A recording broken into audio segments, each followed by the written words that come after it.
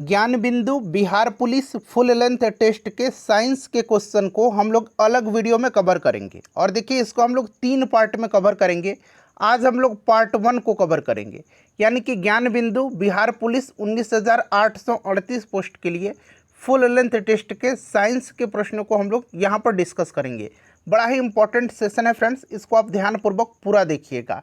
और अगर आप चैनल पर पहली बार विजिट कर रहे हैं तो चैनल को सब्सक्राइब कर लीजिए और जो बगल में बेल आइकन है, घंटी का निशान है, उसको ज़रूर दबा लीजिएगा, ताकि जब भी बिहार पुलिस 2025 से रिलेटेड इसी तरह का इम्पॉर्टेंट वीडियो अपलोड किया जाए तो उसका नोटिफिकेशन सबसे पहले आपके पास पहुंच जाए। तो चलिए फ्रेंड्स, बिना देरी किए हुए सेशन स्टार्ट करते हैं। एक बार सभी लोग प्लीज़ पहले सेशन को लाइक कर दीजिए और जब इसको कंप्लीट देख लीजिएगा, इसको पूरा देख लीजिएगा, तो इसे कम से कम एक ग्रुप में फ्रेंड्स ज़रूर शेयर कर दीजिएगा। तो चलिए हम लोग स्टार्ट करते हैं आज का सेशन।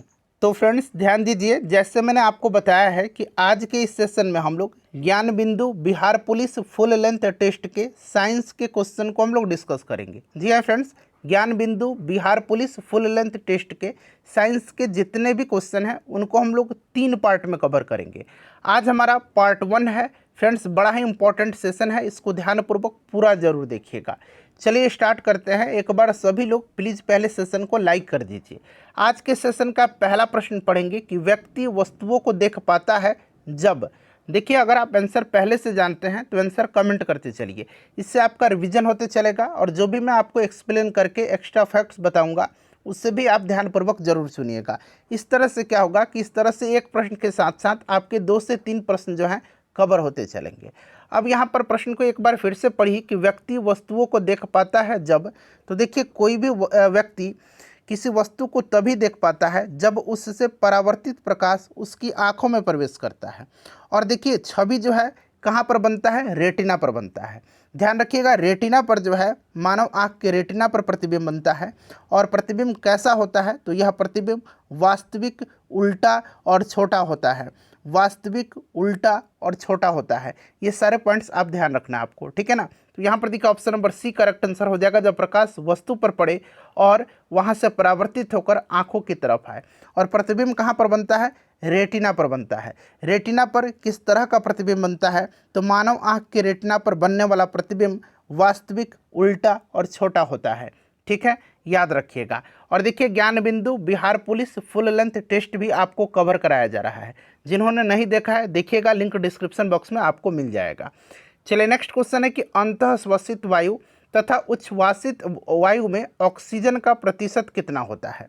चलिए बताइएगा, सब लोग आंसर कमेंट करते चलिए। देखिए, अंतःश्वासित यानी कि इनहेल्ड, यहाँ पर मैं लिख देता हूँ अंतःश्वासित यानी कि इनहेल्ड, ठीक है ना। और उच्छ्वासित यानी कि एक्सहेल्ड, ठीक है ना। इसका मतलब क्या हो जाएगा? इसका मतलब हो जाएगा एक्सहेल्ड।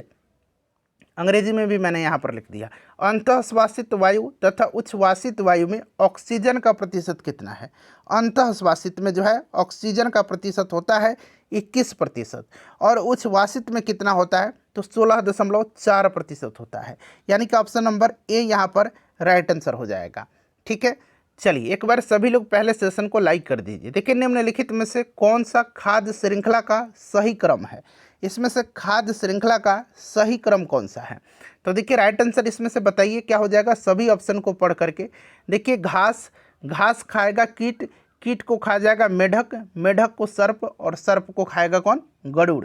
तो ये बिल्कुल सही क्रम दिया गया है खाद्य श्रृंखला का, ठीक है ना। चलिए नेक्स्ट क्वेश्चन कर लेंगे। अगला प्रश्न है कि कॉड लिवर तेल में विटामिन डी अधिक मात्रा में पाया जाता है। इस पॉइंट को आप ध्यान रखना आपको, ठीक है ना। कॉड लिवर तेल में विटामिन डी अधिक मात्रा में पाया जाता है। और ये कॉड लिवर तेल निम्नलिखित में से किस जीव से प्राप्त किया जाता है? तो देखिए, कॉड लिवर तेल जो है ये मछली से प्राप्त किया जाता है। तो यहाँ पर देखिए ऑप्शन नंबर बी में मछली दिया गया है, ठीक है ना। इसको आप ध्यान रखिएगा। अच्छा, विटामिन डी की बात आई हुई है, तो विटामिन डी का रासायनिक नाम क्या होता है? विटामिन डी का रासायनिक नाम कैल्सीफेरॉल होता है। क्या होता है? कैल्सीफेरॉल होता है। यहाँ पर मैं लिख देता हूँ कैल्सीफेरॉल होता है, ठीक है ना। इसको आप जरूर याद रखिएगा। चलिए उसके बाद देखिएगा, यहाँ पर सूची दिया गया है और मिलान करना। एक तरफ आविष्कार दिए गए हैं और दूसरी तरफ आविष्कर्ता के नाम दिए गए हैं। चलिए एक एक करके मिलाते हैं। किण्वन की खोज किसने किया था? किण्वन की खोज लुई पास्चर ने किया था। पेनिसिलिन की खोज किसने किया था? अलेक्जेंडर फ्लेमिंग ने किया था। चेचक के टीका का खोज किसने किया था? एडवर्ड जेनर ने किया था। अच्छा, बेसिलस एंथ्रेसिस की खोज किसने किया था? रॉबर्ट कोच ने किया था। ठीक है, अब यहाँ पर आप ध्यान रखिएगा, यहाँ पर आप एडवर्ड जेनर देख रहे हैं, इन्होंने चेचक के टीका का खोज किया था। और देखिए एडवर्ड जेनर को क्या माना जाता है? तो प्रतिरक्षा प्रणाली का जनक माना जाता है। ठीक है ना, टीकाकरण का खोज इन्होंने ही किया था। ठीक है, तो चलिए एक बार मिला लेते हैं, 4 3 उसके बाद 2 और फिर 1, 4 3 2 1, ऑप्शन नंबर सी हो जाएगा। नेक्स्ट क्वेश्चन है हमारा, और ये प्रश्न बड़ा ही इंपॉर्टेंट है, ये सबसे ज़्यादा इंपॉर्टेंट क्वेश्चन है बिहार पुलिस के एग्जाम के लिए। देखिए, आग बुझाने वाले कर्मचारियों के परिधानों पर एक परत चढ़ी होती है जो उसे अग्निरोधक बनाती है। यह परत निम्नलिखित में से किसकी होती है? बताइए। तो फ्रेंड्स, ये होती है आपकी मेलामाइन की। किसकी परत होती है? मेलामाइन की। और मेलामाइन जो होता है एक थर्मोसेटिंग प्लास्टिक होता है, जिसका मतलब है कि यह गर्मी के प्रतिरोधी है और आग लगने पर पिघलता नहीं है। यह परत आग से सुरक्षा प्रदान करता है, ठीक है ना, जिससे कि कर्मचारी सुरक्षित रहते हैं। मेलामाइन यहाँ पर राइट आंसर हो जाएगा। चलिए उसके बाद देखिएगा, अगला प्रश्न है कि पौधे के तनों की परिधि में वृद्धि निम्नलिखित में से किसके कारण होती है? पौधों के तनों की परिधि में, ठीक है ना, पौधों के तन की परिधि में वृद्धि निम्नलिखित में से किसके कारण होती है? अच्छा, आपको याद होगा विभाज्योतक उत्तक जो होते हैं ये 3 प्रकार के होते हैं। एक होता है अग्रस्त विभाज्योतक उत्तक, ठीक है ना, जिसको कि शीर्षस्थ भी कहा जाता है, एपिकल मेरिस्टेम। दूसरा होता है अंतर्वेशी विभाज्योतक, ठीक है ना। एक होता है अंतर्वेशिट, यहाँ पर अंतर्विष्ट लिखा गया है, ठीक है ना, ठीक है। और तीसरा होता है पार्श्व विभाज्योतक, यहाँ पर देखिए पार्श्व विभाज्योतक दिया गया है। तो ये 3 प्रकार के विभाज्योतक उत्तक होते हैं, ठीक है फ्रेंड्स, इसको आप ध्यान रखना है। और विभाज्योतक जो होते हैं ये पौधे के विकास और वृद्धि के लिए महत्वपूर्ण होते हैं। क्लियर? अब यहाँ पर पूछा गया तनों की परिधि में वृद्धि, तो एक एक करके मैं बता देता हूँ। देखिए, जो अग्रस्त विभाज्योतक उत्तक है एपिकल मेरिस्टेम, यहाँ पर आप देख सकते हैं ऑप्शन नंबर ए में, यह तने और जड़ के शीर्ष भाग पर पाया जाता है और पौधे की लंबाई में वृद्धि के लिए जिम्मेदार होता है, ठीक है। और यहाँ पर देखिए, ये जो आपका पार्श्व विभाज्योतक है यह तने और जड़ के किनारों में पाया जाता है और यह पौधे की मोटाई की वृद्धि के लिए जिम्मेदार होता है। तो यही पूछा गया है तनों की परिधि की वृद्धि के लिए, तो यह आपका हो जाएगा कौन सा? तो यह आपका हो जाएगा पार्श्व विभाज्योतक, ठीक है ना। और यहाँ पर आप अंतर्विष्ट जो देख रहे हैं ये आपका पत्तियों के आधार और पर्वों के पास पाया जाता है और ये पत्तियों और शाखाओं की वृद्धि में मदद करता है, ठीक है। ऑप्शन नंबर यहाँ पर बी राइट आंसर हो जाएगा। देखिए, निम्नलिखित में से कौन सा युग्म रबी और खरीफ की फसल का सही युग्म नहीं है? यानी कि एक रबी होना चाहिए और एक खरीफ होना चाहिए, तो ये तो बिल्कुल है, गेहूं है रबी और धान है खरीफ, ठीक है ना। यहाँ पर देखिएगा अलसी और मक्का, अलसी रबी है जबकि मक्का खरीफ है, ये भी सही दिया गया है, ठीक है फ्रेंड्स। उसके बाद देखिए सरसों और अरहर, सरसों जो है ये रबी है और अरहर जो है खरीफ है, ये भी बिल्कुल सही है। तो यहाँ पर सही नहीं है उड़द और सोयाबीन, उड़द और सोयाबीन दोनों ही खरीफ फसल है, ठीक है ना। तो यहाँ पर पूछा गया एक रबी होना चाहिए एक खरीफ होना चाहिए, जबकि ये दोनों ही खरीफ है। तो ऑप्शन नंबर यहाँ पर बी राइट आंसर हो जाएगा। जल की कठोरता के लिए निम्नलिखित में से कौन सा तत्व उत्तरदायी है? जल की कठोरता के लिए, अच्छा देखिए, जो पानी की कठोरता होती है उसके लिए मुख्य रूप से कैल्शियम और मैग्नीशियम के लवण जिम्मेदार होते हैं, कैल्शियम और मैग्नीशियम के लवण जिम्मेदार होते हैं, ठीक है ना, इसको आप ध्यान रखिएगा। और ये लवण पानी में घुल जाते हैं और पानी को कठोर बनाते हैं, जिससे साबुन ठीक से झाग नहीं बनाता है, ठीक है ना। और देखिए फ्रेंड्स, आपको ध्यान रखना है 2 तरह की कठोरता होता है, एक होता है अस्थायी कठोरता और एक होता है अस्थायी कठोरता। दोनों के बारे में मैं आपको बता देता हूँ। सबसे पहले आप जान लीजिए अस्थायी कठोरता क्या है। तो यह मुख्य रूप से कैल्शियम और मैग्नीशियम बाइकार्बोनेट के कारण होती है, यह मुख्य रूप से कैल्शियम और मैग्नीशियम के बाइकार्बोनेट के कारण होती है अस्थायी। और जो अस्थायी कठोरता होती है यह कैल्शियम और मैग्नीशियम के क्लोराइड और सल्फेट के कारण होती है, ठीक है, इसको आप ध्यान रखिएगा। चलिए नेक्स्ट क्वेश्चन नंबर है, निम्नलिखित में से कौन सा आहार नाल का सबसे लंबा भाग है?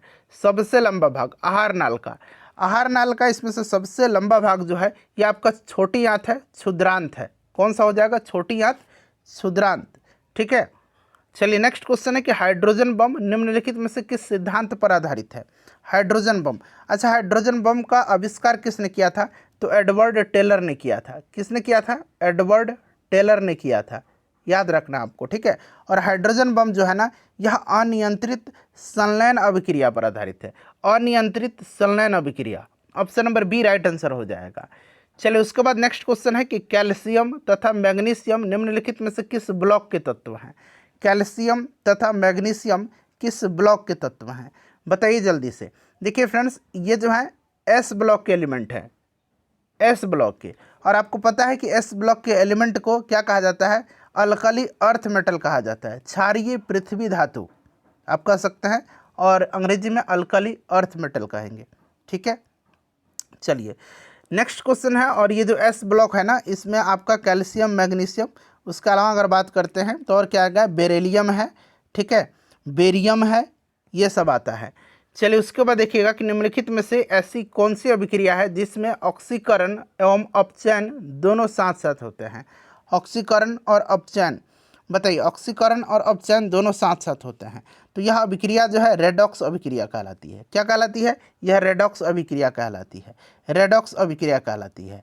ठीक है, इसको आप ध्यान रखिएगा, रेडॉक्स अभिक्रिया। चलिए नेक्स्ट क्वेश्चन है कि मनुष्य के शरीर में पाए जाने वाले तत्वों का आरोही क्रम में व्यवस्थित करिए। मनुष्य के शरीर में पाए जाने वाले तत्वों का आरोही क्रम में, आरोही क्रम मतलब बढ़ते हुए क्रम में, ठीक है ना, सबसे कम, फिर उससे ज़्यादा, फिर उससे ज़्यादा, फिर ज़्यादा, इस प्रकार से बढ़ना है। तो निम्नलिखित तत्वों का आरोही क्रम में, तो सबसे ज़्यादा आपको पता है ऑक्सीजन पाया जाता है। ऑक्सीजन देखिए कहीं लास्ट में नहीं दिख रहा, आपको कहीं दिख रहा है, नहीं। उसके बाद ऑक्सीजन के बाद कार्बन पाया जाता है, ठीक है ना, कार्बन के बाद हाइड्रोजन पाया जाता है। तो एक बार देख लीजिए, कार्बन के बाद यहाँ पर देखिए, ये तो खत्म हो गया, कार्बन यहाँ पर दिया गया है, यहाँ पर कार्बन, ये तो खत्म हो गया, कार्बन लास्ट में होना चाहिए, ठीक है, क्योंकि ऑक्सीजन नहीं है, सबसे ज़्यादा ऑक्सीजन है। उसके बाद कार्बन है, कार्बन के बाद देखिए उसके बाद हाइड्रोजन पाया जाता है, हाइड्रोजन के बाद नाइट्रोजन हो जाएगा, ठीक है ना। तो नाइट्रोजन देखिए यहाँ पर दिया गया, कार्बन के बाद यहाँ पर देखिए नाइट्रोजन, यहाँ पर भी है नाइट्रोजन, यहाँ पर भी नाइट्रोजन है, ठीक है। नाइट्रोजन के बाद आपका पाया जाता है कौन सा, कैल्शियम पाया जाता है, ठीक है ना, कैल्शियम पाया जाता है। कैल्शियम देखिए यहाँ पर दिया गया, यहाँ पर सोडियम दे दिया गया, तो ये वाला क्रम राइट होगा, कार्बन, नाइट्रोजन, ठीक है ना, कैल्शियम, सोडियम और फिर आपका मैग्नीशियम, ठीक है। चलिए सबसे ज़्यादा ऑक्सीजन पाया जाता है, ध्यान रखिएगा। देखिए निम्नलिखित युग्मों पर विचार करिए, पेशियाँ दिया गया है और उनका स्वभाव दिया गया है, एक एक करके देखिए। देखिए एक होती है आपका रेखित पेशी, इसको स्केलेटन मसल यानी कि कंकाल पेशी कहा जाता है, ठीक है, और यह हमारी इच्छा के अनुसार काम करती है, जैसे कि चलना, दौड़ना या कोई वस्तु उठाना, तो ये ऐच्छिक पेशी है, ठीक है। उसके बाद देखिए अंतरंग पेशी दिया गया है, अंतरंग पेशी यानी कि इसको हम लोग कह सकते हैं अरेखित पेशी, स्मूथ मसल कहते हैं, ठीक है ना। यह हमारी इच्छा के अनुसार काम नहीं करती है, बल्कि एक अनैच्छिक रूप से ये काम करती है, तो ये अनैच्छिक रूप से काम करेगी। हृदय पेशी है, ये हृदय बना लीजिएगा, हृदय पेशी है। हृदय पेशी जो है ना, ये कार्डिक मसल है, और हृदय पेशी ये अनैच्छिक रूप से कार्य करती है, ठीक है ना। तो यहाँ पर आपका हो जाएगा, पूछा गया है कौन सा सुमेलित नहीं है, तो हृदय पेशी आपका किस प्रकार से काम करेगा, यह अनैच्छिक रूप से कार्य करता है, हृदय पेशी अनैच्छिक रूप से कार्य करता है, ठीक है ना। तो यहाँ पर ऐच्छिक दिया गया है, मतलब इसमें पूछा क्या है कि कौन सा सुमेलित है, सुमेलित नहीं है। तो देखिए कंकाल पेशी अनैच्छिक रूप से कार्य करेगा थोड़ी, ये ऐच्छिक रूप से कार्य करेगा, और अंतरंग पेशी और हृदय पेशी ये जो होते हैं अनैच्छिक रूप से कार्य करते हैं, ठीक है। तो यहाँ पर मेरे ख्याल से कौन सा सुमेलित नहीं है, तो 1 2 3। चलिए उसके बाद देखिएगा कि डीएनए में निम्नलिखित में से कौन सा क्षार उपस्थित नहीं होता है, उपस्थित नहीं, नहीं पूछा गया, ध्यान से, ठीक है, बताइए राइट आंसर क्या हो जाएगा। तो देखिए डीएनए का जो आपका यहाँ पर देख सकते हैं, उसमें 4 जो होते हैं नाइट्रोजन बेस होते हैं, एक होता है एडेनिन, एक होता है गुआनिन, एक होता है साइटोसिन और एक होता है थाइमिन। यहाँ पर देखिए यूरेसिल नहीं होगा, ठीक है ना, एडेनिन, थाइमिन, साइटोसिन और एक नाम और याद रखिएगा गुआनिन, गुआनिन, ठीक है ना, यही 4 पाए जाते हैं, तो ये नहीं पाया जाता है।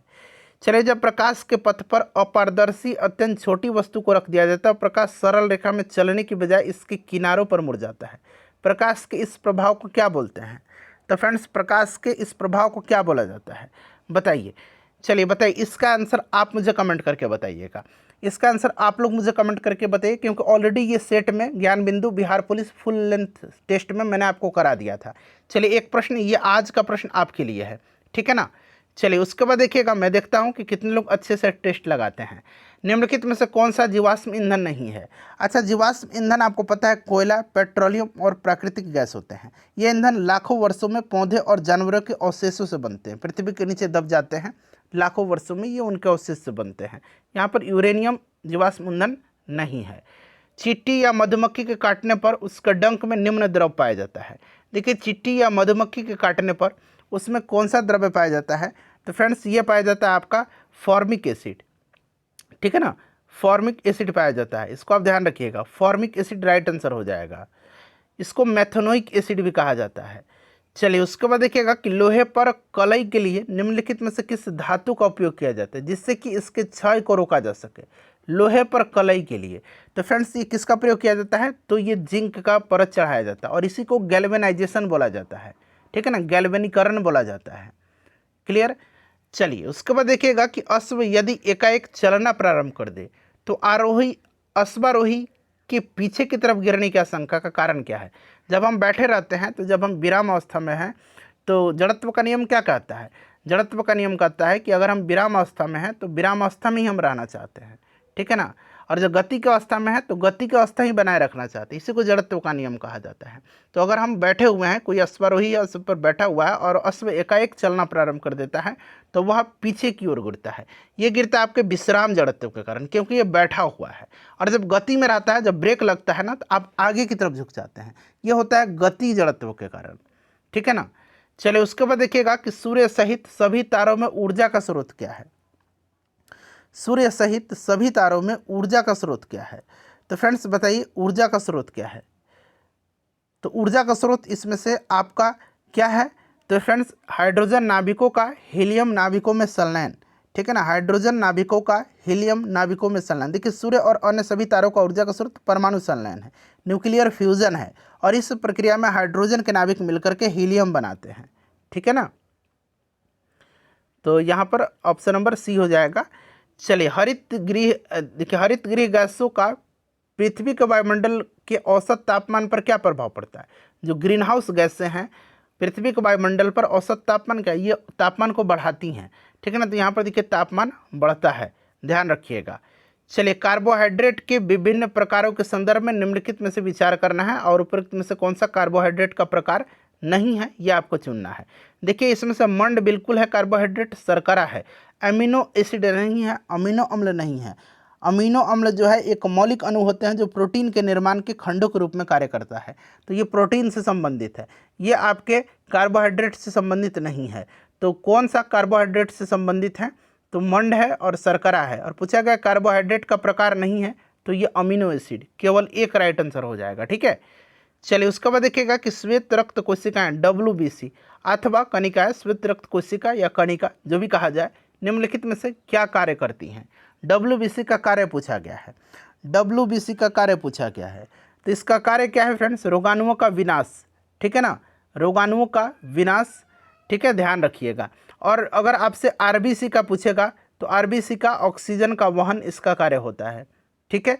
चलिए, उसके बाद देखिएगा खाद्य पदार्थों में मिलाए जाने के बाद अपनी श्वसन प्रक्रिया में खमीर यानी कि ईस्ट निम्नलिखित में से क्या उत्पादित करता है? खाद्य पदार्थों में मिलाए जाने के बाद अपनी श्वसन प्रक्रिया में खमीर निम्नलिखित में से क्या उत्पादित करता है? तो फ्रेंड्स, जो ईस्ट होता है ना, ये कार्बन डाइऑक्साइड उत्पादित करता है, CO2।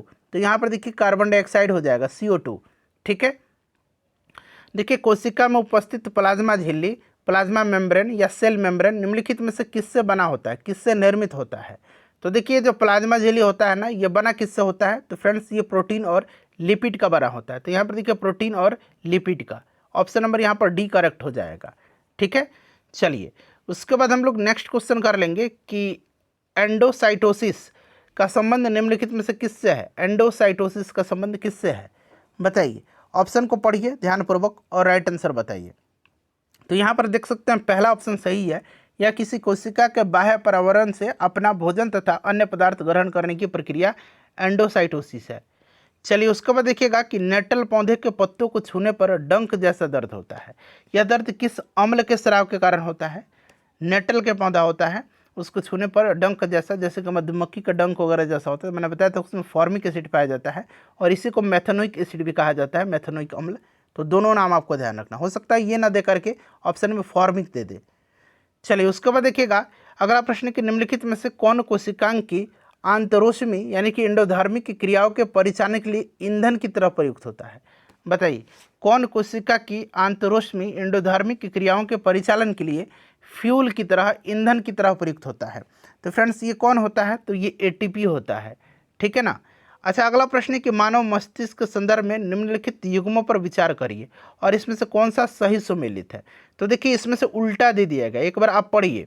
इसमें से क्या है, अगर मस्तिष्क जो होता है ना ये उत्तरदायी होता है, मस्तिष्क का मुख्य सोचने वाला भाग होता है सोचने के लिए, और पश्च मस्तिष्क जो होता है ना ये अनैच्छिक क्रियाओं के लिए पूर्ण रूप से उत्तरदायी होता है। तो ये उल्टा दे दिया गया है। तो सुमेलित कौन है, तो न तो एक है और न ही दूसरा है। Option number D right answer हो जाएगा। नेक्स्ट क्वेश्चन है कि एक उपभोक्ता स्तर से दूसरे उपभोक्ता को जैव मात्रा का कितना प्रतिशत भाग स्थानांतरित होता है। तो देखिए यहाँ पर नाम याद रखिएगा, लिंडमैन साहब ने कहा था, ठीक है ना। तो एक पोषी स्तर से दूसरे पोषी स्तर में केवल 10% ही ऊर्जा का स्थानांतरण होता है। तो यहाँ पर आप देख सकते हैं ऑप्शन नंबर ए में दिया गया है 10%, ठीक है ना। नेक्स्ट क्वेश्चन करिएगा कि आपतन कोण परावर्तन कोण के बराबर होता है एवं आपतित किरण दर्पण के आपतन बिंदु और अभिलंब तथा परावर्तित किरण सभी एक ही तल में होते हैं।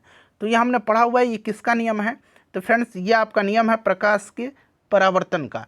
क्या पढ़ा था हमने कि दर्पण के आपतन बिंदु पर अभिलंब तथा परावर्तित किरण सभी एक ही तल में होते हैं और आपतन कोण परावर्तन कोण के सदैव बराबर होता है। ये प्रकाश के परावर्तन का नियम है, ठीक है। चलिए अगला प्रश्न है कि मात्रा स्थिर रखते हुए जब किसी पिंड की गति दुगुनी की जाती है तो क्या होगा। अब देखिए यहाँ पर आप जब भी प्रश्न को पढ़ेंगे ना ऑप्शन पर जरा गौर करिएगा। अब देखिए गतिज ऊर्जा यहाँ पर कह रहा है कि दोगुनी हो जाएगा। अब इससे एक ही सिद्ध होता है ना, हाफ mv² कह रहा है कि इसमें m जो है मात्रा स्थिर है और गति दुगुना है। तो और एक यहाँ पर संवेग दे रहा है p = mv होता है, इसी दोनों में ना mv आ रहा है। तो देखिए इसमें जब आप यहाँ पर 2v² पुट करेंगे तो ये 4v² हो जाएगा, हाफ m4v², यानी कि गतिज ऊर्जा 4 गुनी होगी।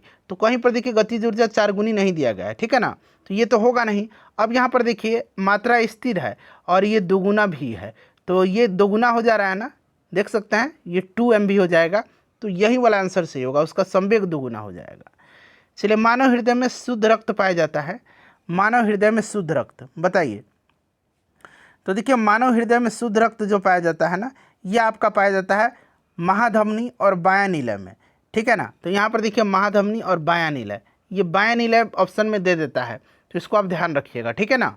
चलिए नेफ्रोलॉजी किसका अध्ययन है, नेफ्रोलॉजी किसका अध्ययन है, तो फ्रेंड्स ये नेफ्रोलॉजी है, ये आपका गुर्दे का, किडनी की कार्यात्मक इकाई को नेफ्रॉन कहा जाता है, ठीक है ना, इसको आप ध्यान रखिएगा। गुर्दा यानी कि किडनी का ये अध्ययन है नेफ्रोलॉजी। नेक्स्ट क्वेश्चन है कि एक कार और एक भरी हुई ट्रक, ठीक है ना, रास्ते पर समान गति से चलता है, तो ट्रक से तुलना की जाए तो कार धारण करेगी। अब देखिए ट्रक का जो होगा ज़्यादा जो है आपका कौन सा ऊर्जा होगा बताइए, अधिक गतिज ऊर्जा होगा, अधिक स्थितिज ऊर्जा होगा, या कम गतिज ऊर्जा होगा, या अधिक यांत्रिक ऊर्जा होगा। तो देखिए जब इसमें से जो भारी है ना, जो ज़्यादा भारी है उसका गतिज ऊर्जा निश्चित रूप से ज़्यादा होगा, मास ज़्यादा है उसमें, ठीक है ना। तो अधिक गतिज ऊर्जा होगा किसका, ट्रक का, और कार का कम होगा। तो ट्रक से तुलना की जाए तो कार धारण करेगी कम गतिज ऊर्जा। देखिए टोकोफेरॉल की कमी से पुरुषों और महिलाओं में बांझपन होता है, इस चीज़ को आप ध्यान रखना है आपको। एक तो प्रश्न यही बन गया, टोकोफेरॉल की कमी से क्या होता है, तो पुरुषों और महिलाओं में बांझपन होता है। टोकोफेरॉल के लिए लोकप्रिय शब्द, यानी कि आपसे टोकोफेरॉल जो पूछा जा रहा है ये किसका रासायनिक नाम है, ये सीधे तौर पर पूछा जा रहा है। तो आपको याद रखना है टोकोफेरॉल कहा जाता है विटामिन ई को, कि किसको कहा जाता है, विटामिन ई को कहा जाता है, ठीक है ना। अच्छा विटामिन के को क्या कहा जाता है, विटामिन के को फिलोक्विनोन कहा जाता है और रक्त के थक्का बनाने में सहायक होता है। विटामिन डी को कैल्सीफेरॉल कहा जाता है और विटामिन B3 को क्या कहा जाता है, तो मैंने बताया है आपको नियासिन इसको कहा जाता है। चलिए देखिए यूरिया हमारे शरीर में मूत्र का एक प्रमुख घटक है, निम्नलिखित में से किस अंग में यूरिया बनता है। तो देखिए यूरिया का जो निर्माण होता है ना वो होता है हमारे कहाँ पर, लीवर में, ठीक है ना, यानी कि आपका यकृत में। यहाँ पर option number D right answer हो जाएगा। यूरिया लीवर में बनता है, लीवर अमोनिया को यूरिया में परिवर्तित करता है, जो एक अपशिष्ट उत्पाद है जिसे शरीर मूत्र के माध्यम से बाहर निकालता है। चलिए उसके बाद देखिएगा कि उत्तक संवर्धन क्या है, उत्तक संवर्धन। तो यहाँ पर देखेंगे सभी ऑप्शन को गौर से पढ़िए। जैव रासायनिक परीक्षण के लिए जीव की कोशिकाओं के टुकड़े की तैयारी ऑप्शन यहाँ पर ए हो जाएगा। उसके बाद देखिए निम्नलिखित में से कौन पौधे के ऊपरी भाग को सहारा देता है और पोषक तत्वों जल, शर्करा और स्टार्च के लिए परिवहन प्रणाली के रूप में कार्य करता है। निम्नलिखित में से कौन पौधे के ऊपरी भाग को सहारा देता है और पोषक तत्वों जल, शर्करा और स्टार्च के लिए परिवहन प्रणाली के रूप में कार्य करता है? तो फ्रेंड्स ये तना करता है। कौन करता है? तना करता है। ठीक है, चलिए उसके बाद देखिएगा कि निम्नलिखित में से कौन सा खनिज हॉर्न सिल्वर के नाम से भी जाना जाता है? हॉर्न सिल्वर किसको कहा जाता है? सिल्वर क्लोराइड को कहा जाता है। हॉर्न सिल्वर, सिल्वर क्लोराइड को AgCl, इसी को हॉर्न सिल्वर कहा जाता है। ठीक है ना, इसको आप ध्यान रखिएगा, AgCl हॉर्न सिल्वर इसको कहा जाता है। ठीक है, नेक्स्ट क्वेश्चन है कि निम्नलिखित में से कौन सी संरचना गले में वायु मार्ग को बंद होने से रोकने के लिए मौजूद होती है? वायु मार्ग को बंद होने से रोकने के लिए कौन सी संरचना गले में होती है? तो फ्रेंड्स ये उपास्थि के छल्ले होते हैं, उपास्थि के छल्ले। ठीक है ना, इसको आप ध्यान रखिएगा, उपास्थि के छल्ले। चलिए उसके बाद नेक्स्ट क्वेश्चन है कि पौधे नाइट्रोजन को किस प्रकार अवशोषित करते हैं? इसके बारे में निम्नलिखित कथन पर विचार करें।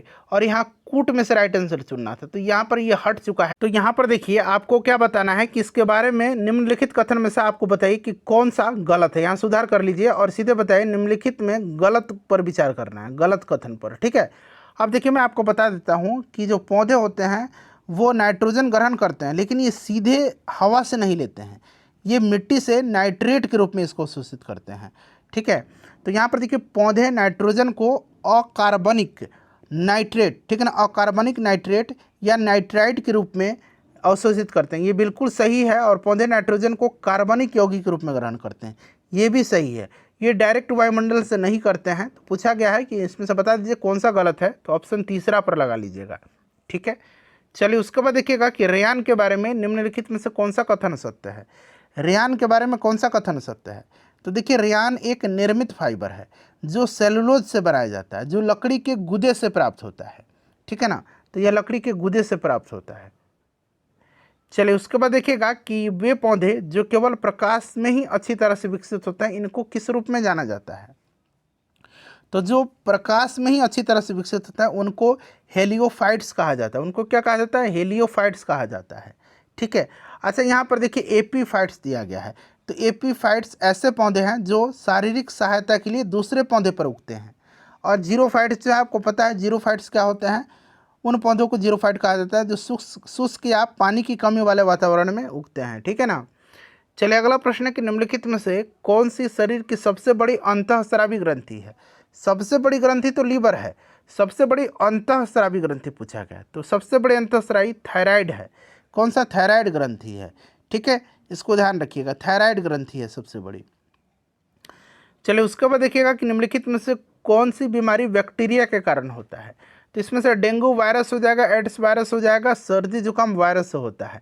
बैक्टीरिया के कारण यानी कि जीवाणु के कारण क्षय रोग होगा, टीबी होगा।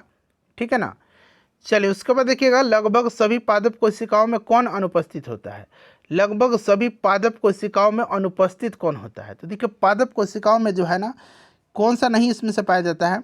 तो इसमें से आपका कौन सा नहीं पाया जाता है बताइए?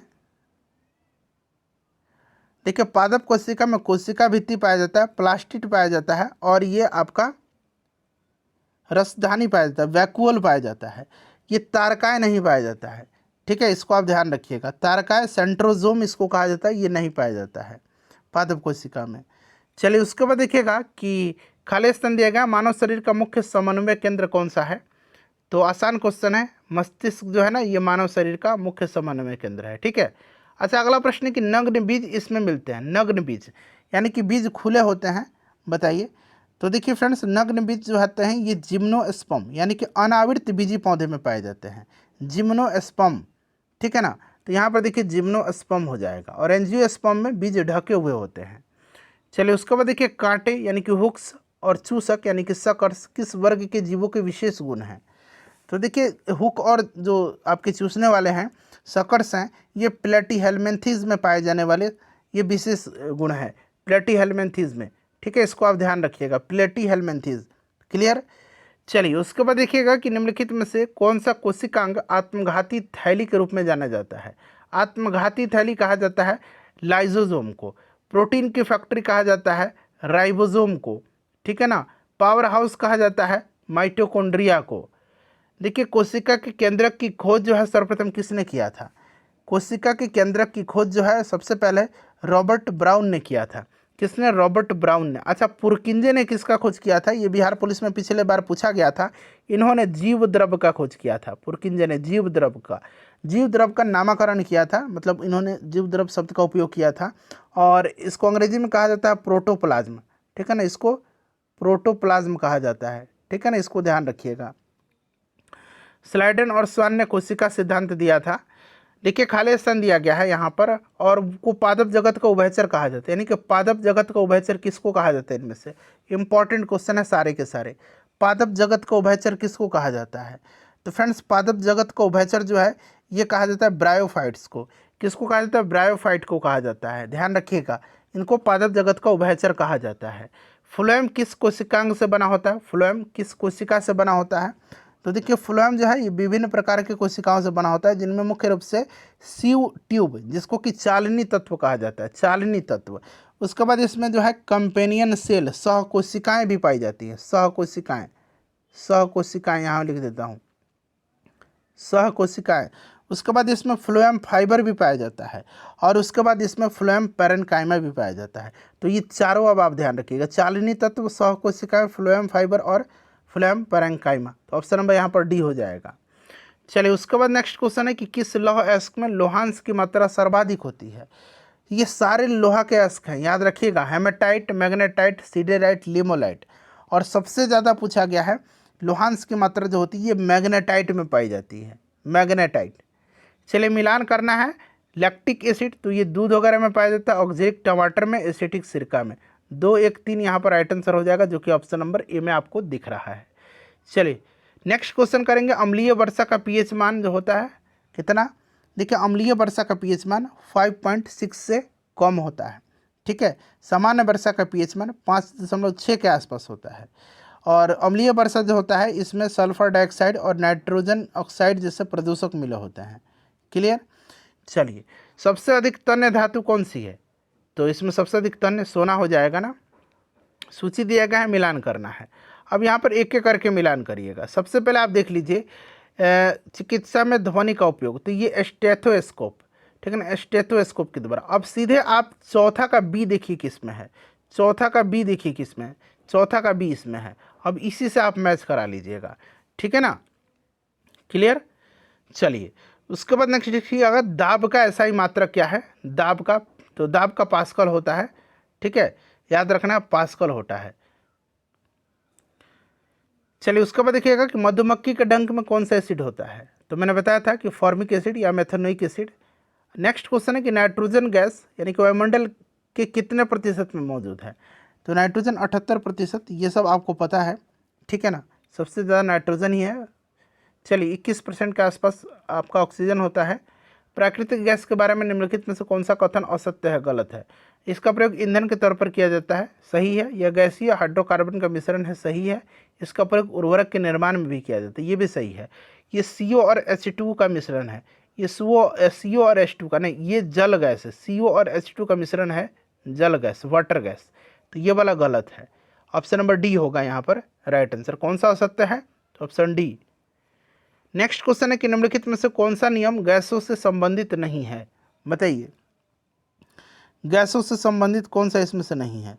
तो फ्रेंड्स यहाँ पर आप देख सकते हैं कि बॉयल का नियम है, चार्ल्स का नियम है, गे-लुसाक का नियम है।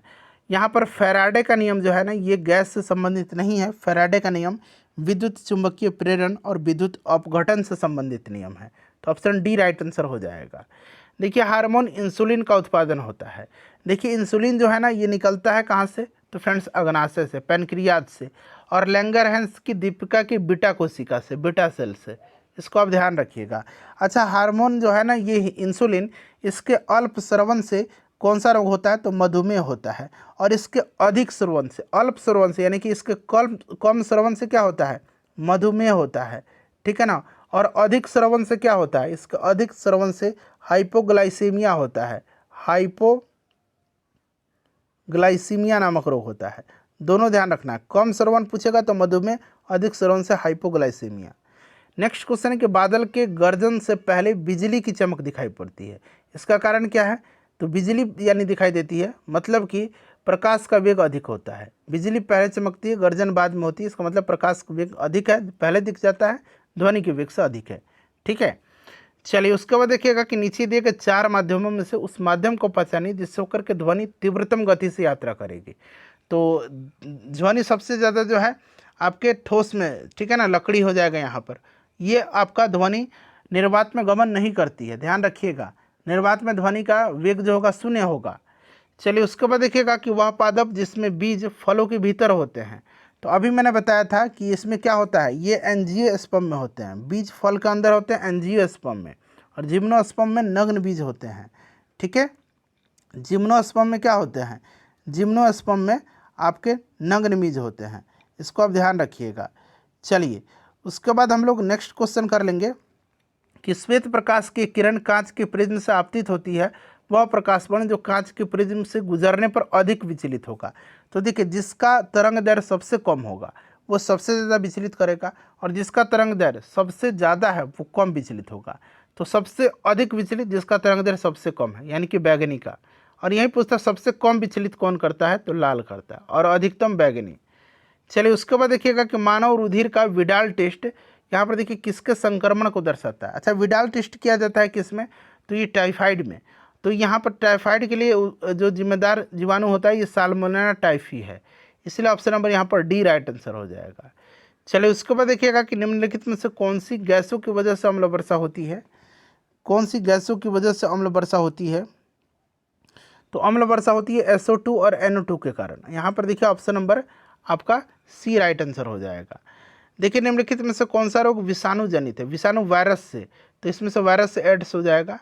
ग्रीन हाउस प्रभाव निम्न में से किससे संबंधित है, तो ये ग्लोबल वार्मिंग से संबंधित है। आसान प्रश्न है ये। मानव नेत्र पर जो है सामान्य नेत्र रेटिना पर बनने वाला प्रतिबिंब कैसा होता है, तो मैंने बताया था कि वास्तविक और उल्टा होता है। ठीक है ना, वास्तविक और उल्टा, ऑप्शन सी। देखिए पसीने में सामान्यतः उपस्थित खनिज लवण होता है, तो पसीने में मुख्य रूप से सोडियम क्लोराइड होगा, NaCl। ठीक है ना, NaCl। चलिए इलेक्ट्रॉनिकी में IC का मतलब क्या होता है, तो इंटीग्रेटेड सर्किट इसको कहा जाता है, एकीकृत परिपथ।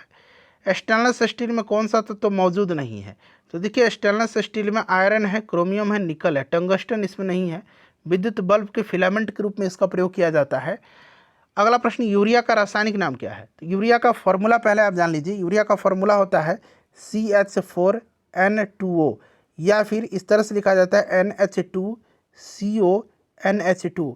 अब इसमें देखिए मतलब क्या है कि इसमें हाइड्रोजन 4 है, तो यहाँ पर देखिए 2 हाइड्रोजन 2 हाइड्रोजन 4, कार्बन इसमें 1 है, यहाँ पर देखिए कार्बन 1 है, ऑक्सीजन 1 है, ऑक्सीजन 1 है, नाइट्रोजन 2 है, तो यहाँ पर देखिए 1 नाइट्रोजन यहाँ, 1 नाइट्रोजन यहाँ। तो इस तरह से भी लिख सकते हैं या इस तरह से भी लिख सकते हैं, यूरिया। ठीक है ना, और इसका रासायनिक नाम होता है कार्बामाइड। ऑप्शन नंबर यहाँ पर डी करेक्ट आंसर हो जाएगा। फ्रेंड्स सेशन को लाइक कर दीजिए और इसको शेयर कर दीजिए। 2 पार्ट और इसका मैं लेकर के आऊँ।